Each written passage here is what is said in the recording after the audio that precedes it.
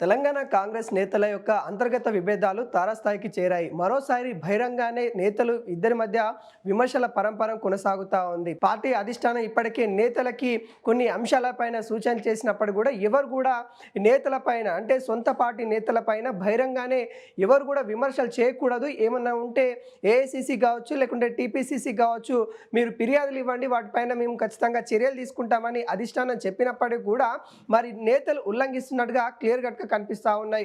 ముఖ్యంగా నల్గొండ సంబంధించి కాంగ్రెస్ నేతలలో మరి విభేదాలు తారాస్థాయికి చేరినని కూడా చెప్పుకోవచ్చు. అక్కడున్న ఎంపీలు కావచ్చు, అక్కడున్న ఎమ్మెల్యేలు కావచ్చు, వాళ్ళ మధ్య సఖ్యత అనేది లోపిస్తున్నట్టుగా తెలుస్తూ ఉంది. ముఖ్యంగా మునుగోడు ఎమ్మెల్యే రాజగోపాల్ రెడ్డి, తుంగతుర్తి ఎమ్మెల్యే మందుల సామెల మధ్య నిన్న జరిగిన మాటల యుద్ధం పార్టీ మొత్తం బలహీన పడుతూ ఉందనే సంకేతాలు అయితే వీస్తున్నట్టుగా అధిష్టానం అయితే కొంత సీరియస్ అవుతున్న పరిస్థితి కనబడతా ఉంది. ఇటు నల్గొండలో వర్గ పోరైతే కొనసాగుతూ ఉంది. రోడ్లపై వచ్చి కాంగ్రెస్ నేతలు ఒక వర్గానికి మరొక వర్గంపై రాళ్ల దాడి కూడా చేసుకున్న పరిస్థితులు కూడా మనం చూసాం.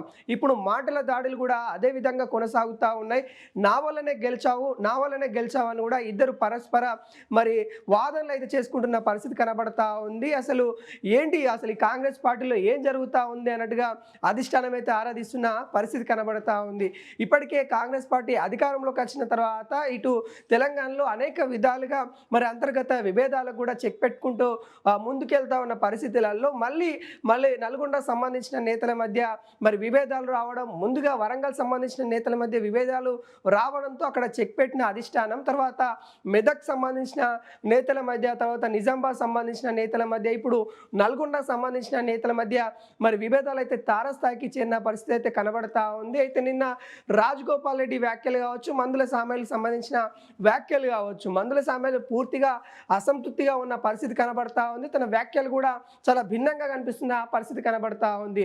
ఏదైతే తన నియోజకవర్గం అంటే తుంగతుర్తి నియోజకవర్గంలో కోమటిరెడ్డి బ్రదర్స్ అంటే అటు రాజగోపాల్ రెడ్డి కావచ్చు, వెంకటరెడ్డి కావచ్చు, వీళ్ళిద్దరు కూడా ఆ యొక్క నియోజకవర్గంలో మరి కార్యక్రమాలు చేస్తూ ఉన్నారు. అభివృద్ధి కార్యక్రమాల్లో మరి పాల్గొంటూ ఉన్నారు. అక్కడ స్థానికంగా ఎమ్మెల్యేగా ఉన్న మందుల సామెలకి ఎటువంటి ఇన్ఫర్మేషన్ ఇవ్వట్లేదు అనే వాదన ఇటు మందుల సామెలు వినిపిస్తూ ఉన్నారు. తన యొక్క వర్గం ఏదైతే తన సామాజిక వర్గము దళిత సామాజిక వర్గం ఏదైతే ఉంటుందో ఆ సామాజిక వర్గాన్ని తొక్కువేయాలని, రాజకీయంగా తొక్కేయాలని ఇటు రెడ్డి వర్గాలు చెందిన నేతలు చేస్తూ ఉన్నారని ఒక ఘాటైన విమర్శలు చేసిన పరిస్థితి కనబడతా ఉంది. ఇక్కడ వర్గ భేదాన్ని కూడా తీసుకొని వచ్చి విమర్శలు చేసిన పరిస్థితి కనబడతా ఉంది. దానికి రాజగోపాల్ రెడ్డి కూడా స్పందించిన నేపథ్యం కనబడతా ఉంది. ఏదైతే ఎలక్షన్స్ ముందు మందుల సామెల్ అనే వ్యక్తి తన ఇంటికి 100 సార్లు వచ్చారని టికెట్ కోసము, అక్కడ పోటీ చాలా మంది ఉంటే కాంగ్రెస్ నేతలు చాలా మంది కూడా అక్కడ పోటీ చేయడానికి వచ్చారు. కానీ నేను మందుల సామెలకి మాట ఇచ్చాను కాబట్టి టికెట్ నేను అధిష్టానాన్ని అడిగి ఇచ్చాను, కానీ ఆ విశ్వాసం లేకుండా